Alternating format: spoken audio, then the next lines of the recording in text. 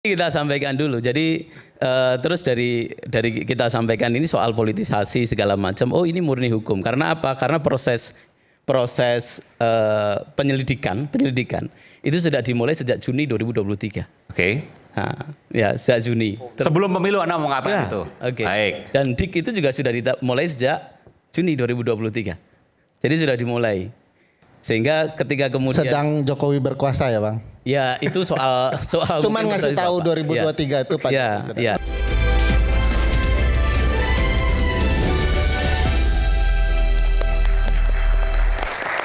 Ada perdebatan yang menurut saya ilmiah, yang kemudian membatasi bahwa sesungguhnya kasus Tom Lembong ini persidangannya adalah sesat, political trial, karena tidak ditemukan mens rea atau niat jahat.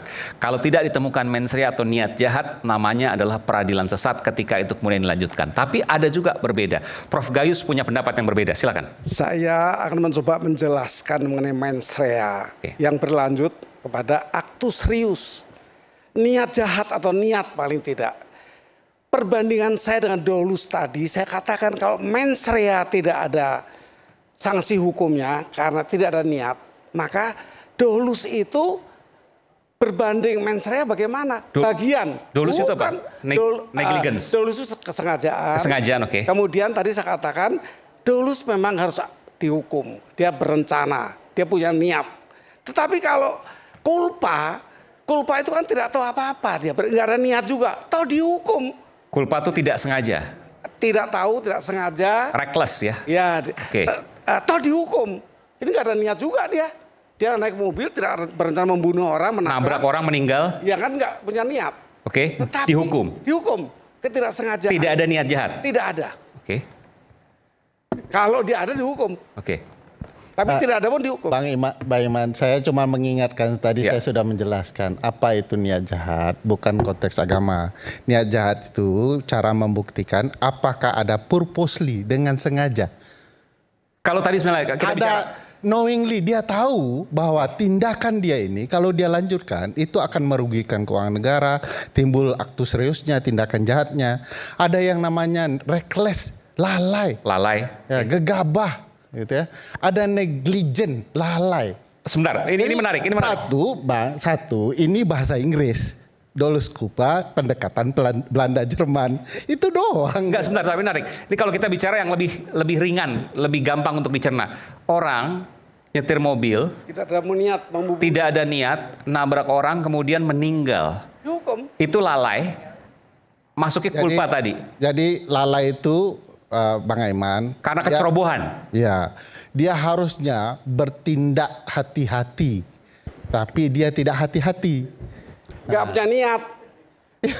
Apa yang mau ketawa? Ya, tidak ada niat. Sudahlah Prof, sama-sama belajar aja lah kita Prof. Pak Puji mau tambahkan?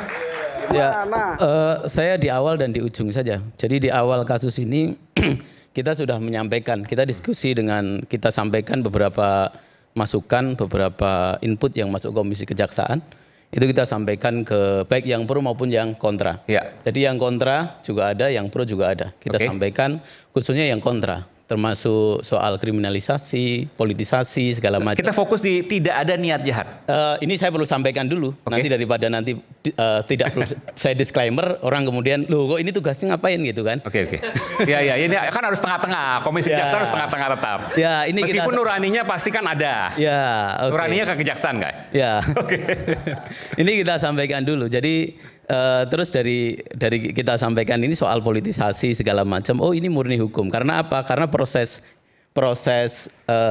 penyelidikan itu sudah dimulai sejak Juni 2023. Oke. Nah, ya sejak Juni. Sebelum pemilu Anda mau ngapain itu? Oke. Baik. Dan DIK itu juga sudah mulai sejak Juni 2023.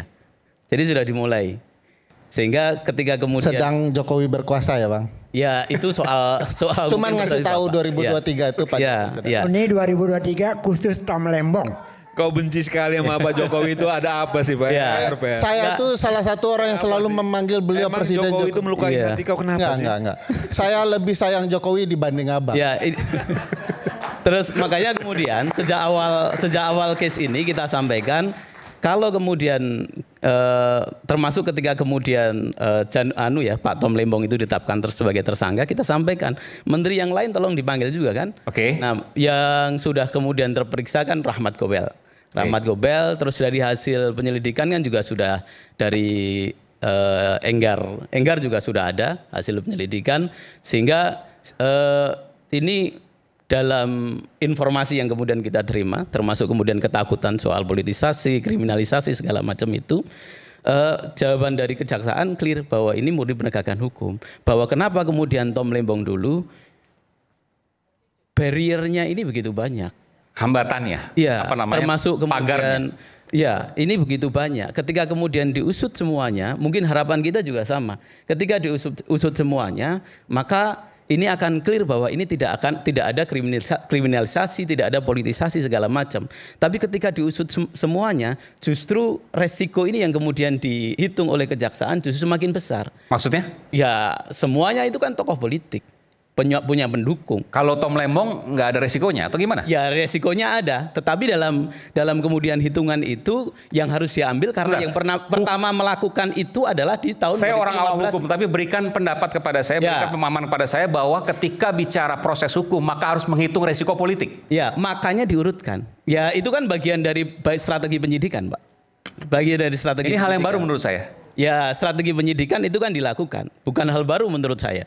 Jadi ya itu bagian dari strategi penyidikan, maka kemudian dilakukan. Satu, kedua adalah kenapa Tom Lembong dulu, Rahmat Gobel dulu sebenarnya. Tapi dalam Rahmat Gobel itu kita bernegara ini kan begini, Bang Aiman. Kita bernegara ini bahwa betul bahwa ada kewenangan-kewenangan yang diberikan oleh menteri untuk mensejahterakan rakyat segala macam tujuan-tujuan mulia itu. Ya, Tapi kan ada dasar aturannya. Jadi tidak bisa kemudian mensejahterakan orang lain atau siapapun dengan melabrak aturan. Nah, inilah yang kemudian kita pertanyaannya belum terjawab. Jadi gini, kalau seandainya kita bicara ada 6 menteri perdagangan, yang pertama Rahmat Gobel, yang kedua baru Tom Lembong. Tom Lembong. Kenapa yang nomor 2? Kenapa enggak yang pertama dulu yang Rahmat Gobel atau yang terakhir misalnya? Jadi Rahmat Gobel tidak ditemukan. Jadi ketika Rahmat Gobel itu ketika melakukan importasi, dia sesuai dengan aturan. Jadi ada Permendak nomor 527 segala macam itu dia sesuai. Sehingga kemudian tidak ditemukan itu. Nah, baru kemudian Tom Lembong ditemukanlah itu.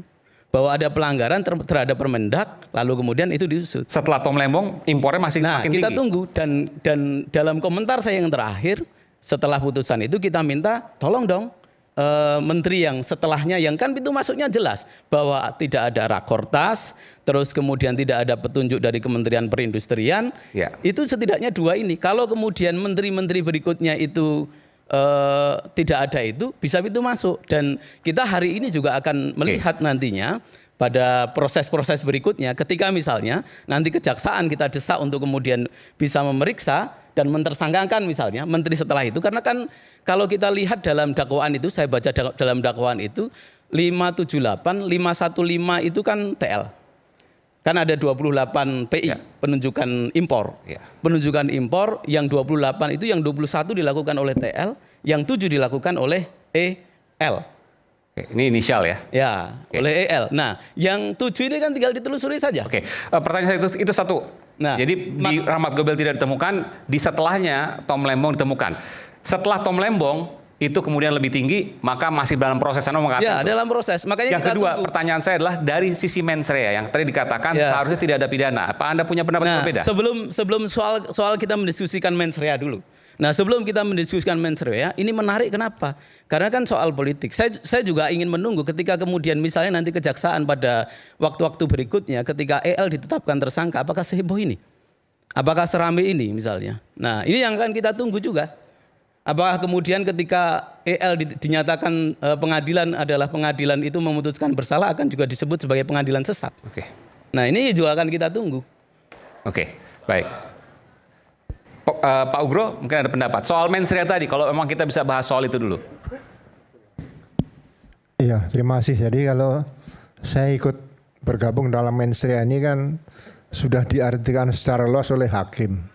Dinyatakan tidak ada. Jadi kalau kita debat ada dulus, ada culpa, ya kita mundur lagi di belakang hakim, berarti itu aja. Jadi saya hanya melihat di sini, sejak pertama Tom Lembong ini ditahan, kemudian Direktur Penyidikan Kejaksaan Agung menyatakan tidak perlu ada aliran dana. Saya katakan, ini belajar hukum dari mana? Karena membaca pasal 2 atau pasal 3 itu harus utuh. Tidak bisa dipotong-potong, tidak bisa dipenggal-penggal. Menguntungkan diri sendiri, korupsi. Menguntungkan orang lain, korupsi. Menguntungkan korporasi, korupsi. Menimbulkan kerugian negara atau perekonomian negara yang kemarin dinyatakan oleh Hakim Pak Tom Lembong sebagai unsur dalam pasal tersebut, unsur alternatif. Loh, ini aneh.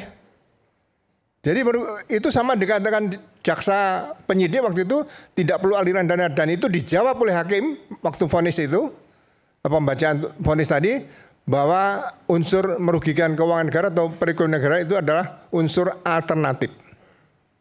Kemudian yang kedua, ya, kenapa vonisnya 4 tahun 6 bulan? Itu matematiknya kelihatan. Gimana, Prof? Ya. Kenapa Pak Tom Lembong waktu jabat sebagai menteri, waktu kejadian, tempat kejadian ada pada saat beliau menjabat seorang menteri. Seharusnya pasal 3 yang diterapkan. Tapi karena pasal 2 menyebutkan paling singkat 4 tahun, diambil pasal 2. Seharusnya Pak Tom Lembong adalah pasal 3. Paling singkat 1 tahun. Jadi ini hitungan matematik tepat, ini dinaikkan sedikit 6 bulan. Itu analisa saya seperti itu. Kenapa dikejarnya 4 tahun? Kan ya. Kalau dari Pak Ugro kesannya mengejar 4 tahun. Ya bisa ditahan 4 tahun lebih, di situ kan tuntutannya 7 tahun. Karena di situ di pasal 2 paling singkat 4 tahun, paling lama 20. Kalau turunnya jadi 1 tahun akan janggal, maksudnya seperti itu? Ya kalau paling dituntut pasal 3 kan berarti paling singkat 1 tahun. Nah ini yang harusnya menjadi perhatian kita semua, ya kan. Jadi saya melihat kalau mau dipaksakan memang ini dipaksakan supaya jangan sampai lebih 5 tahun, tapi jangan sampai terlalu jauh, kurang dari 5 tahun. Ya, tujuannya apa? Apa karena 2029 atau apa? Mungkin apa yang Pak Ugro sama dengan Mas Ferry tadi, saya katakan ini political trial seperti itu. Political trial? Iya, Pak Tom itu tidak menguntungkan diri sendiri. Kalau dikenakan pasal 55, ya kan, berarti ada penyertaan. Siapa yang bersama-sama Pak Tom? Nggak ada. Siapa yang menyertai Pak Tom? Nggak ada. Sidang tidak pidana korupsi itu harus tersangkanya lebih dari 1. Karena itu konspirasi crime, persekongkolan jahat di situ. Sangat aneh sidang tidak pidana korupsi hanya disidangkan 1 orang. Ya, apalagi tidak ada kickback. Susah membuktikan seperti itu untuk membuktikan itu tidak pidana korupsi. Hanya 1 orang. Kan banyak itu. Kan banyak. Ada direktur PPI juga, segala macam itu kan banyak. Itu harus disidangkan sama-sama, tidak bisa dipecah-pecah. Nggak harus Pak. Saya mengatakan seperti itu, ya mohon maaf. Waktu sejak awal saya koreksi Direktur Penyidikan Kejaksaan Agung, ya tidak bisa dikatakan tidak perlu aliran dana, dan saya di Surabaya ketemu mantan nanti jaksa. Bapak bisa baca ini sebenarnya di pasal 2, pasal 3 itu kan clear ketentuannya, atau pasal 2 itu kan clear. Bahkan kan beberapa tokoh juga sudah menyatakan itu. Pasal 2 itu bukan pejabat negara, menggunakan fasilitas negara itu pasal 3, Mas. Enggak, yang pasal 2 Bapak bisa baca. Jadi pasal 2 itu nanti kan bisa baca bahwa saya baca ini ada sini. Iya. Jadi kan ada perbuatan melawan hukumnya, memperkayanya kan itu alternatif memang. Jadi pilihan katanya kan bukan memperkaya, semua atau, tapi hakim menyatakan unsur merugikan keuangan negara atau perekonomian negara itu adalah unsur alternatif. Jadi bisa ada, bisa tidak. Makanya saya katakan statement Direktur Penyidikan Kejaksaan Agung sama dengan vonis hakim. Cuma dikatakan itu unsur alternatif. Saya ingin tanya ke Pak Ugro. Pak Ugro mengatakan tadi sama, political trial, pengadilan sesat. Boleh saya artikan seperti itu? Ya, saya terus terang mengikuti statement itu. Apa yang kemudian dipikirkan oleh Pak Ugro sehingga Pak Ugro mengatakan bahwa ini adalah pengadilan sesat, political trial? Fakta sidang semuanya tidak dipakai. Fakta sidang tidak dipakai? Dakwaan, kemudian fakta sidang, ada pledoi semua, ada tanggapan dari jaksa. Oke. Kemudian vonis. Fakta sidang itu kan yang menentukan di situ, dibuka semuanya. Saya terus terang mohon maaf, saya juga polisi yang dulu anti kriminalisasi. Ya, saya walaupun saya mengatakan anti kriminalisasi, Ya, mohon maaf ini sambil guyon ya. Kenapa ada hakim agung, ada jaksa agung, tidak ada polisi agung? Karena polisi agung Tuhan. Aparat penegak hukum itu yang teratas Tuhan. Jadi bukan main-main pakai dirumuskan sendiri, pakai persepsi sendiri, tidak bisa seperti itu. Ya, jadi saya hanya menganalisa di sekitar pasal-pasal yang disampaikan tadi, pasal 55-nya juga tidak terbukti, ya kan? Di sidang sendirian tidak pernah ada kawan-kawannya di situ. Nah, kemudian unsurnya di penggal-penggal seperti itu, tidak menimbulkan keuntungan sendiri, tidak memberikan kerugian tidak menguntungkan orang lain juga ada, karena tidak ada barang bukti uang. Ya, saya sering melihat, saya hormat sama Kejaksaan Agung, sering menampilkan sekian triliun.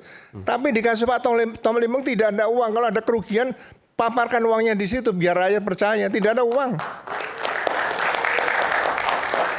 Ya. Itu saja sementara Mas Aiman. Oke, baik. Mau tanggapan soal?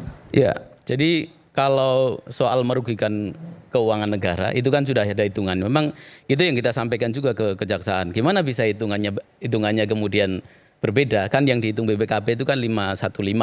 515 itu yang kemudian diakomodasi oleh hakim 191. Nah, tetapi dari 515 191 itu satu, ada perbedaan. Itu artinya ada perbedaan persepsi antara JPU dengan hakim. Jadi tidak semua juga diakomodasi. Hakim tidak mengakomodasi soal kerugian negara yang 300 sekian itu satu. Yang kedua, tetap juga kemudian harus diartikan bahwa kerugian negara itu tetap ada. Dari proses ini kan 191. Yang memperkaya tadi. Iya, memperkaya itu 191 itu. Nah, itu kan ya, hakim mengamini itu. Saya melihat di sini Mas Pak Ujiono ya. Jadi alat bukti itu kan 5, keterangan saksi, keterangan ahli, surat petunjuk, kemudian keterangan terdakwa, terakhir lah. Sebelum Pak Tom ini ditahan, apakah BPKP sudah diperiksa? Jadi sudah ada ekspos November maksud jadi alat 2023. Bukti itu BPKP. Iya, BPKP. Bukan, jadi alat bukti kan disita hasil BPKP kan? Dalam 184 yang Bapak sebut tadi kan yang namanya kerugian alat bukti itu 5. Nah, hakim itu untuk memutuskan seseorang bersalah atau tidak. Bukan, ini pertama di penyidikan, Pak. Di penyidikan itu hasil BPKP sudah disita belum? Nah, jadi saya sampaikan juga negara Pak Ugrom ya. Lu harus dibacakan di situ. Untuk menentukan seseorang itu bersalah atau tidak kan hakim itu kan 184 kan 2 alat bukti dan keyakinan. Iya. Nah, itu hakim sudah menemukan itu dan kerugian negara kemudian di putusan di pengadilan itu kan sudah diakomodasi dari 515 kemudian ke 191. Ini tidak pidana korupsi menyangkut mantan pejabat negara. Agak penting ya. Jadi kaitan dengan tadi yang disampaikan tadi tentang BPKP, kita sudah uji di pra-peradilan itu dan BPKP hadir di sana. Makanya kalau Mas Pujiono ngikutin, tidak hanya informasi dari kejaksaan, bisa dilihat BPKP itu belum diperiksa waktu disidik. BPKP itu untuk menentukan kerugian negara ya. Negara. Okay. Tapi oke lah, itu nggak penting lah. Saya ingin ada beberapa hal penting yang mungkin bisa menjadi bahan renungan buat Komisi Kejaksaan. Paling tidak. Karena kalau untuk bahan tindakan agak sulit mungkin Komisi Kejaksaan. Tapi direnungkan boleh. Pertama gini, ini semua pasti akan menanggap dengan mudah. Yang dituduh ini merugikan pihak lain. Dalam hal ini korporasi. Ya, sudah disebut PT A dapat sekian, PT B dapat sekian, segala macam.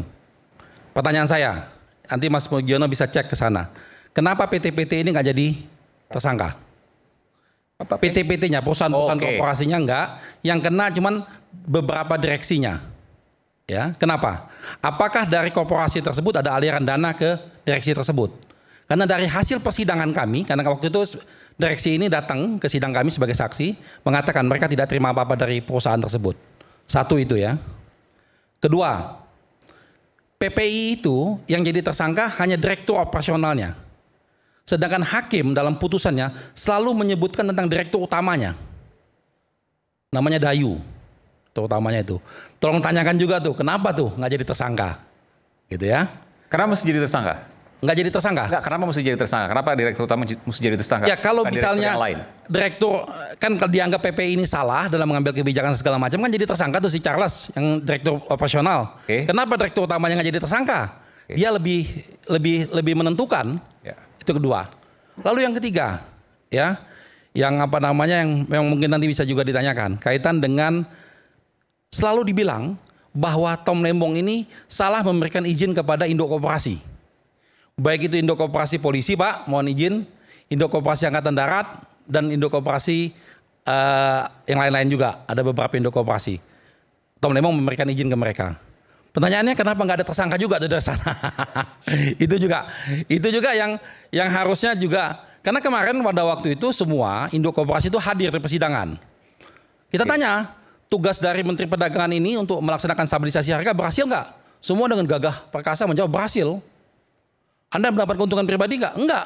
Siapa yang mendapat keuntungan pribadi? Ya koperasi. Gitu. Nah, kalau kita berpatokan bahwa keuntungan-keuntungan perusahaan itu adalah kerugian negara, itu bahaya sekali. Karena setiap perusahaan yang berbisnis dengan pemerintah, siapapun itu pasti dapat untung. Pasti dapat untung, nggak mungkin nggak mau rugi dia, nggak mungkin, ya kan? Itu nalar sederhana lah gitu.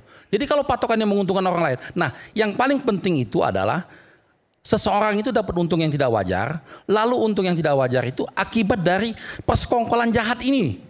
Ini tindak pidana korupsi nih, memang agak berbeda dengan tindak pidana pembunuhan, Bang Ferry. Tindak pidana korupsi ini ada persekongkolan jahat ini, itulah tadi yang disebut mens rea.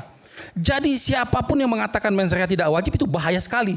Mens rea itu wajib dalam perkara pidana korupsi. Kalau tidak ada niat, tidak ada persekongkolan, terjadinya keuntungan sah untung itu. Kalau tadi termasuk kecerobohan tadi? Nah, itu dia. Nah, ini dia. Maka itu pembahasan yang lain ya.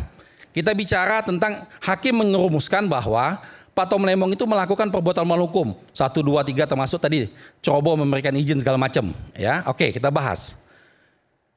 Saya mengambil quad non. Quad non itu apabila benar, anggap saja benar. Misalnya Pak Tom ini ceroboh, mengambil tindakan memberikan impor, mengizinkan impor segala macam itu. Seandainya benar, selama dia tidak memiliki niat jahat, selama dia tidak punya kepentingan di sana, maka itu adalah ranahnya administrasi, hukum administrasi. Dan bagi semua pejabat boleh mengambil kebijakan diskresi, bisa salah, bisa benar. Bisa salah, bisa benar. Dampaknya, bahayanya putusan ini bagi semua pejabat. Seandainya dia mengambil kebijakan saat ini, ya 5 tahun atau 10 tahun kemudian, dia coba-coba cawe-cawe nih, mau ikut-ikut politik. Lalu yang lagi berkuasa bukan kelompoknya dia, bahaya buat dia. Ditanya lagi kebijakan dia. Gitu. Dan pasti bisa terjerat karena menguntungkan pihak ketiga, pihak orang lain. Makanya penting sekali mens rea. Bahaya betul kalau nggak ada mens rea. Ya, baik. Sebelum saya ke sini, jadi kita yang terkait itu. Jadi kita setiap persidangan itu mengirimkan tim. Nah, dari tim itu ini Bang Aiman juga bisa baca nih. Ini yang dari teman-teman di Komisi Kejaksaan hasil analisis, bukan dari kejaksaan. Ya. Jadi memang kemudian dianalisis dari teman-teman Komisi Kejaksaan, dari hasil analisis itu ya tadi yang saya sampaikan tadi, itu satu. Terus kedua, beberapa hal yang kemudian disampaikan itu kenapa yang lain-lain itu belum tidak kemudian misalnya Induk Koperasi, tersangka polisi, itu. Induk Koperasi, kita tanyakan dan lain sebagainya. Proses belum saja. Ya, belum saja gitu. Jadi menteri yang lain belum, Induk Koperasi yang tadi juga belum. Ini belum saja gitu. Terus Mesti kita catat nih. Mesti kita catat nih. Ya, ini Ketua Komisi Kejaksaan yang ngomong nih. Ya belum saja. Asalkan kemudian ada 2 alat bukti yang cukup, kemudian ya selesai kan. Kemudian dinyatakan sebagai bisa kemudian naik penyidikan. Tinggal menunggu keyakinan hakim. Itu yang kedua. Yang ketiga soal diskresi. Diskresi itu kan ada kapan kemudian diskresi itu bisa diambil? Diskresi itu bisa diambil kalau tidak ada aturan hukum atau ada aturan hukum tapi tidak jelas. Kalau ini kan aturan hukumnya jelas, sudah ada. Nah, sehingga kemudian tidak. Nggak ada itu, nggak ada aturan hukum itu nggak ada. Yang ada aturan hukum ada. Permendak. Permendak itu yang buat Tom Lembong. Lah iya kan, itu artinya yang harus ditaati. Ya. Itu harus ditaati. Kalau coba Anda tunjukkan pasal mana yang dilanggar. Iya. Sederhana aja. Nanti dibaca di pasal 3, pasal 6. Pasal 3 bunyinya apa? Ya, apa coba? Coba bunyinya apa? Yang pasal itulah yang bahaya kalau begitu. Anda yang pasal 6 misalnya itu harus ada rekomendasi dari Kementerian Perindustrian. Itu ngawur. Ya. Itu ngawur lagi. Anda buka tuh Permendaknya. Ya. Nggak ada. Yang buat saya itu juga sudah baca. Saya sudah baca. Buat itu. Tidak ada. Seandainya pun ada, ya. Nah, ini juga Anda perlu pelajari ya. Seandainya pun ada bahwa itu harus koordinasi, apakah itu menjadi tindak pidana? Apakah itu kewajiban? Ya, Apakah kewajiban. peraturan menteri itu mengakibatkan pidana? Iya, kalau aturannya bilang begitu kan juga harus diikutin. Kalau Akibatnya pidana. apalagi dia yang membuat kan misalnya Saya tanya mau dulu, melakukan- peraturan menteri itu mengakibatkan pidana atau tidak? mengakibatkan. Salah. Ya. Itu salah fatal. Peraturan menteri tidak mengakibatkan Itu pidana. satu. Tidak, Kedua. itu administrasi. Terus yang kedua, Administrasi. yang kedua, Pidana itu ya. diatur dalam KUHP dan undang-undang. Ngawur itu, aduh. Ya, karena ada aturan-aturan yang kemudian harus ditaati. Yang kedua juga ada undang-undang pangan, undang-undang perdagangan. Oke, nanti kita bahas. Peraturan menteri harusnya tidak menyebabkan pidana. Masuknya? Di ilmu perundang-undangan, pengaturan pidana hanya di 2. Oke. Di Undang-Undang 1, di Perda 1. Gimana? Di Undang-undang? Undang-Undang 1, di Perda 1. Iya, itu kan juga ada di pasal 8-nya, Bang. Ya, Bu. Peraturan menteri. Saya yang mengingatkan, Iya. peraturan yang dibuat sebagai peraturan menteri, presiden, dan yang lain itu tetap bersiko kalau dilanggar. Punya Apa? konsekuensi pidana. Ya, karena peraturan dibuat disebabkan kurangnya undang-undang mengatur atau tidak mengatur sama sekali. Baca Undang-Undang Nomor 12 tahun 2011, pasal 7. Dan Lahirnya pasal peraturan. 8, ada juga pasal 8 itu. Pasal 8 juga ada. Jadi itu artinya apa? Peraturan berlaku sebagai undang-undang, peraturan presiden, peraturan Mahkamah Agung. Kalau dilanggar berisiko. Apa risiko ada di situ? Ini tata saya ngambil negara contoh sebenarnya. sederhana aja. Kita ambil contoh sederhana aja yang sudah banyak didengar oleh publik juga.